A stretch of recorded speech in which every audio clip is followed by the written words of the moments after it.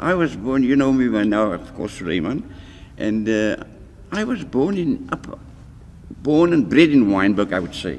Now, this is part of Wynberg. But where I come from is from the top of Wynberg. Now, if I talk about the top of Wynberg, I say like the Wolf Street, Maynardville, those areas. We grew up there. And there's quite a lot of churches, which you were always welcomed by these places, and people never chased us away. Because there's no playing grounds, and they allowed us. And yes, I was born in, the road's name is Young's Lane, number 24. This 24 year, number 2 was Young's Lane, Upper Wynberg, very near to the police station, and just at the back of Maynardville. And our neighbors, a different sort. It was white people, not the black ones, but the white people, and we were Muslim. There was a fantastic understanding those years with the white people, and they loved us, and we loved them. There was no problem. As we grew up, and then as we were young boys or young girls or whatever the case may be, our school from there was Batchwood Training College. Our school from there, yes, that is correctly, was Training College. So and that is our school we went to. So it's quite a walk from Upper Wynberg to Batchwood. It's the side of the main road, and we staying on top. And our friends we had there, they mixed together, whether it's white, black, or whatever the case may be. There was a fantastic understanding, unbelievable, until the apartheid regime came in. And when that came in, there was a change. When that came in, there was a change. And I'll make it short and sweet. My father was a plasterer, building plasterer. I needed to go work was scarce, but we pulled through. But we're grown-ups now, and we face all these disappointments that our father got in those years, man. It was hard. He was a plasterer. The Muslim people, it was mostly for plasterers, brickwork, and so on. And it was tough times. There was scarcity. He had a family of 7. They have to eat and drink. They have to go to school. It was very tough. And our neighbors was very kind to us, and we to them. But remember, the times changed, and the government enforced apartheid on them, not to associate. That was difficult, because they loved us, they respect us, and we respected them too. If they needed a floor to be polished, or to be swept, we always there to do it for them, and so on. Very, very nice. The white people that stayed up there, neighbors next to one another, and whatever the case may be. But we were forced. It was a forced measure that was taken.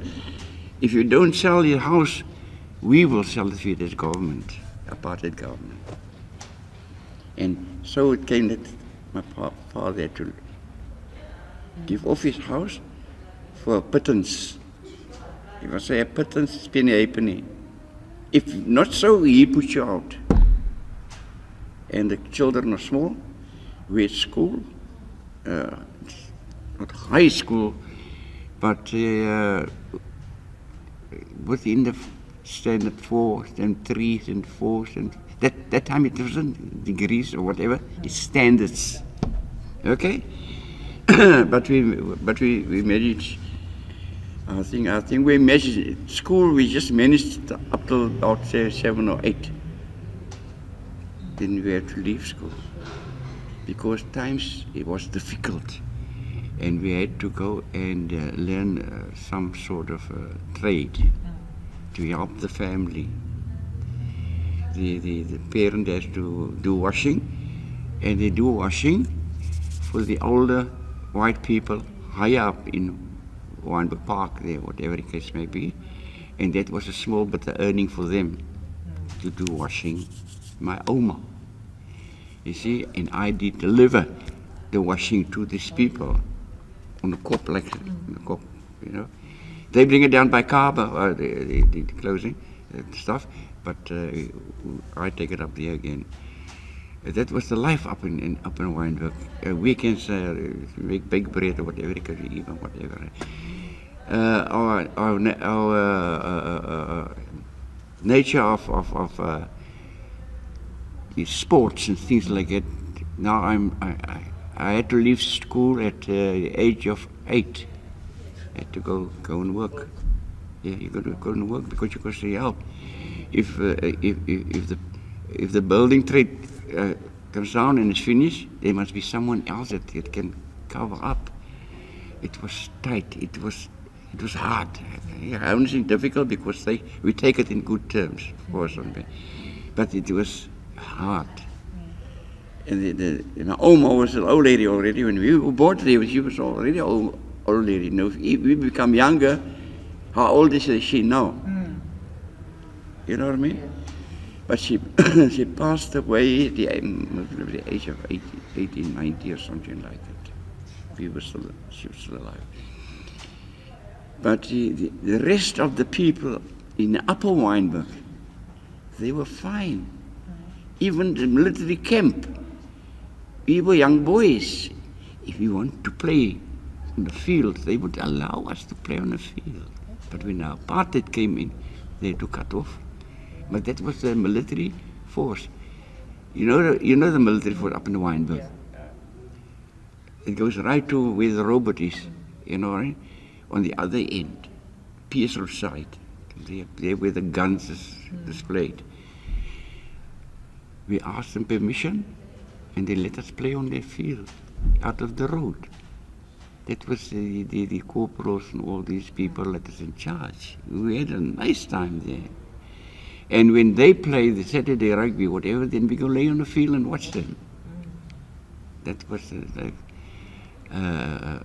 I can't remember their names, but Michael, he was one of those guys with these tags and whatever. But anyhow, he also stayed in Wynberg. And Mr. Morris was now the detective, I would say, but they must be there to keep the place in firm and in order.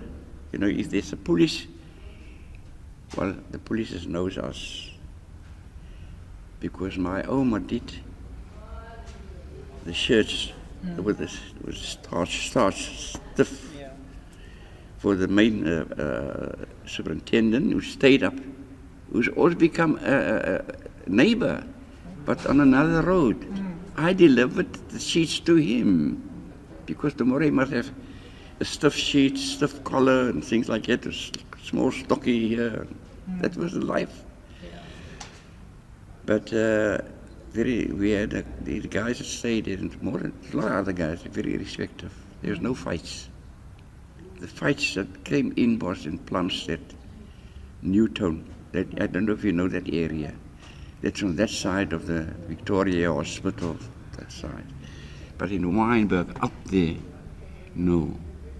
We know one another, we respected one another, and that's how our life went on until we finished school and whatever, and my brother and whatever the case may be. But even them, the Christian people, we were so close to one another. We go together, and they have their games, the girls, my sisters and their sisters. There was no difference between the Muslim and the Christian. Yeah, I was Muslim. My friend's a Christian. boys and girls. The same thing, but we play together. We walk to school together. We come back home together. There was no fights. Even with the white boys, except there might be one or two that is a beetje, een is bietjie sterker as die ander en wat unimportant.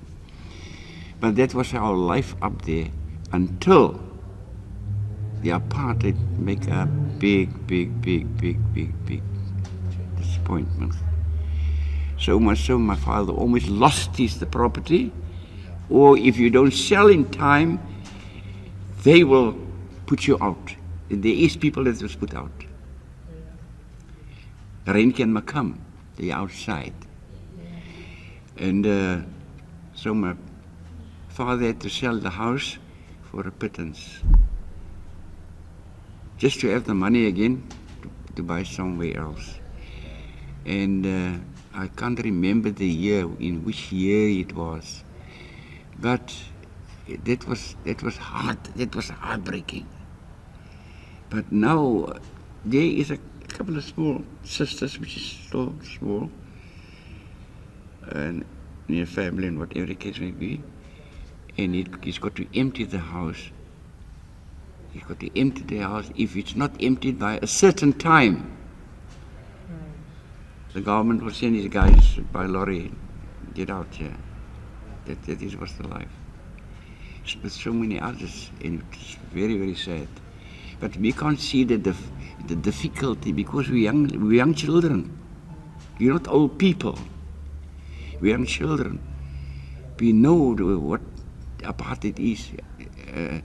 If my oma had to bake some bread, and they hear the sidecar outside, she must hide under the bed, under the table. Or if they see white, that means it's flour that we sift to get white bread. If the police get you with that, they go to jail. Yes, you go to jail. And they don't make jokes about it. So the moment we hear that basic sidecar, and she got to hide the white flour under the city or sofa which is nearby, so that they can't see. But if they see you, problems in jail. That was the life. What I'm telling is what I've seen with my own eyes. I mean, I was born in 1938. I've seen it with my own eyes. And the old lady was old. But we had to face those things. And so much so that life must go on. And we were taken from school. No, when I left school, yes. Upper Wynberg, Young's Lane, just above the police station. There's a crossing, I don't know if you know. No, that is Wolf Street. Going right up is Church Street. Where the church is standing there. There's a white church there. We played in that grounds. The others down here by the crossing here by the robot, that is the other church. My family, we've got a Christian family. They go there. If it comes Christmas time, the night, we stand outside, wait for them to come. They're from Newtown, just higher up past the Victoria Hospital. Then they come walking down. Then we as Muslim, we stand out, my sisters and other brothers and so on, my mother and so on, just to welcome them. It's going to be their Christmas. Until later on when the bell goes and whatever they knows, by the time they're coming out, and we go down the road again to wave to them and to just congratulate them for their Christmas. That was our life. But with the apartheid, sad to say, made a big change in it. Big change in it. They made as if we were forced to fight with the white people. As if we have to fight with the white people. I mean, Mr. Donald is a white man. He worked at tramway. Stayed in the top road of Young's Lane. His daughter and her brother, James. In the afternoon, we pray together. The white daughter and the white brother plays with the Muslims, with our Muslims together. And when their father comes from work, he comes up Young's Lane because his house is right at the top. So there's no sense in going up that way or coming. And you say, pass our house. Then he pops in to our house to have a cup of coffee before he goes home. Yeah. Will you believe that? That is truth. That is not what I've seen. He comes, but he says to my Oma, Mochi. And don't even know that nickname of Mochi. Yes, I first goes to Mochi and goes say hello to Mochi, and then he takes his cup of coffee and he goes home up the road further up. Just further up, couple of yards further up. That's his house where he stays. He sometimes gets his children playing outside in the road with us, or whatever the case may be. But that was his habit. That is a white man. They loved one another. And my uncles who stayed there in the same house, they were very musical minded. And Mrs. Schooner, which stays on another angle, it's the other road next to us, near to one another. Doris and whatever, she was a teacher. They loved the music, guitar music and banjo music. My uncles is musical minded and they played music, you see, and sing songs, and they were happy. But apartheid smashed everything up till today. Up till today. People had to move miles away from one another. But nevertheless, we're talking about Wynberg up here. The police station, the police. When my sister had to work in Salt River, now those times the factories had late nights and so on, overtime work and so whatever.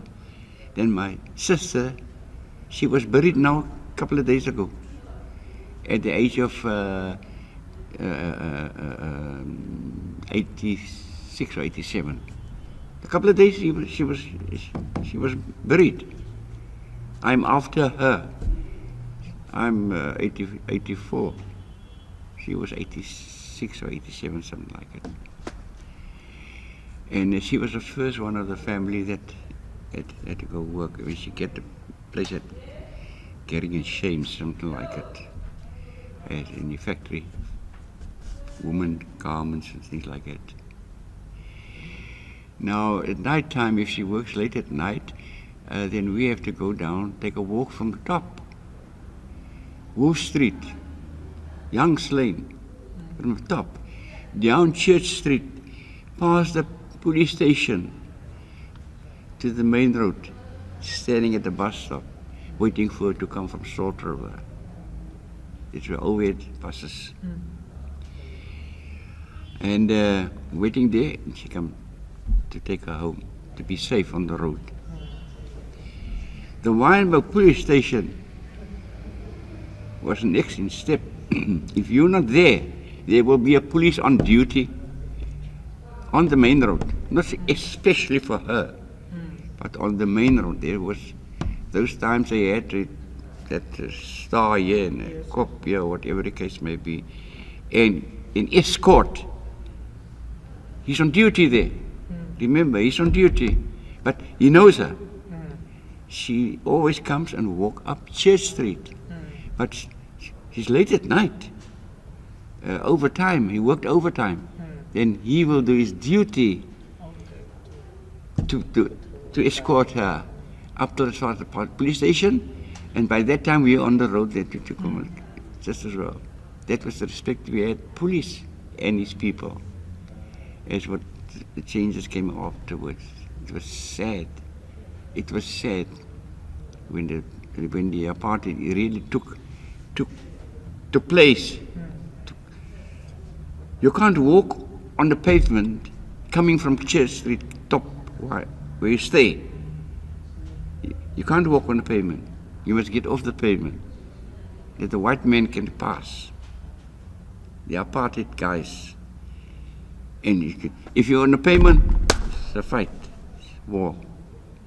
Yeah, it's war straight away. And that happened a lot.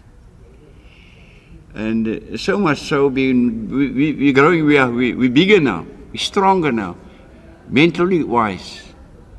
Our friends, we're about 5 or 6 of us. Weekends we go down or walk from the top or walk a bit down to the main road. Well, not like this main road, but I mean that time the main road was grand. It's nice to walk in there. There was life in it. There was respect in it. Coming down. But the apartheid, the Boertjies, they have to show the apartheid how strong they are. And this guy's stories up there. If that is the case, then we're going to show you how strong we are. Coming down, now we're coming face to face. But now the Boertjies, I would use that term, it's not nice, but the Boertjies, at that time, was in military service, they took advantage of it. There's no greeting or, hello guys, how are you, or whatever. Give a little bit away, give a little bit away, and you squeeze past one another. No, there's no that type of thing. Nee, so much so, my friend, one of our friends, he was looking for his watch was sitting here from fighting. And they got to hiding. They bumped us off the pavement, opposite the police station in Church Street. Opposite the police station in Church Street. They came out to stop the thing, but we didn't run away. We were going down to the main road for a walk, our guys. Then we come up Pierce Road to see the road. You know Pierce Road, the opposite one. And that's how it went. Coming down there, now we just give a little bit away, and you give a little bit away, and you can pass. And so on. But no, there's no such thing. They spread out and started.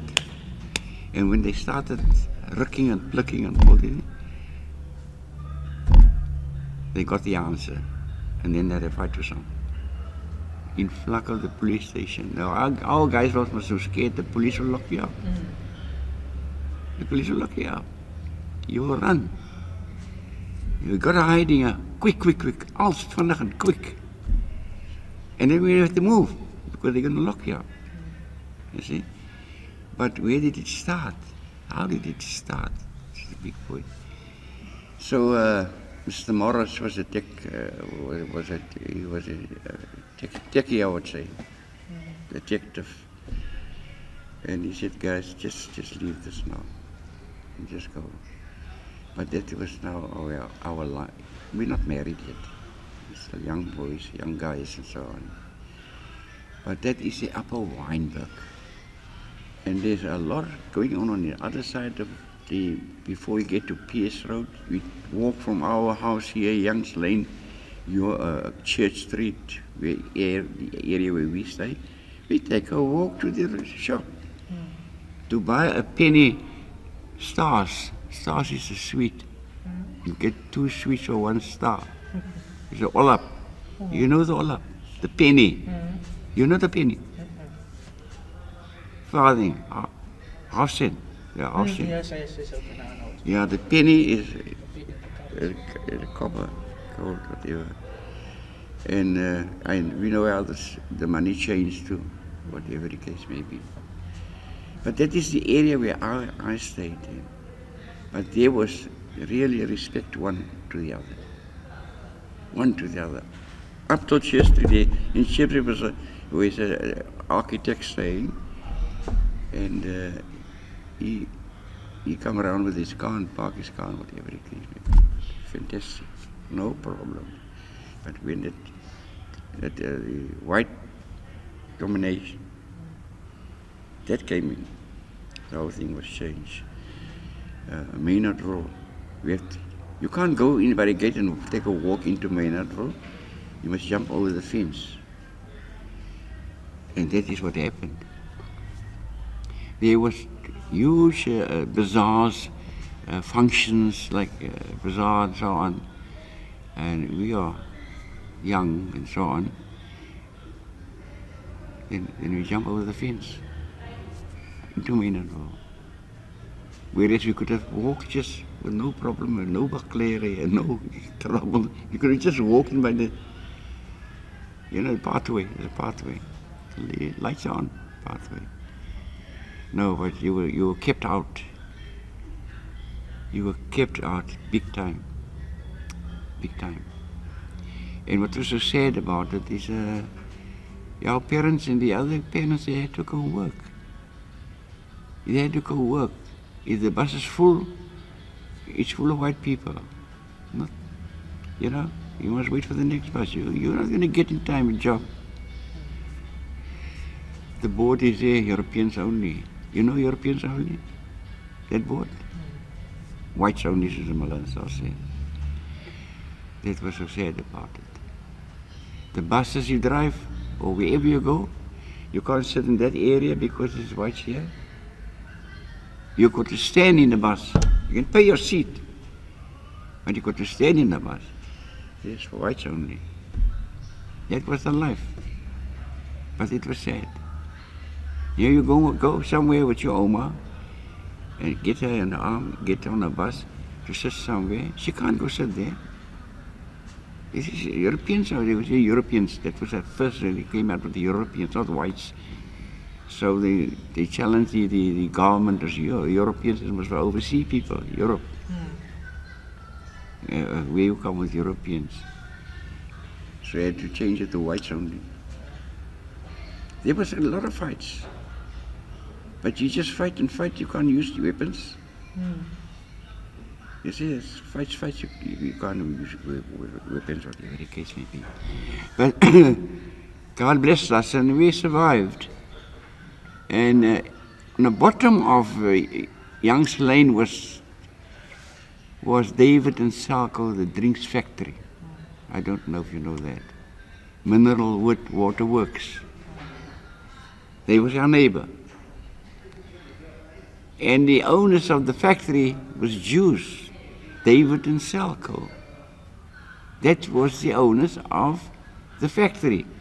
They stayed opposite the factory, and that was our neighbor, David and Salco. Anytime you can go and go fetch some drinks if you want.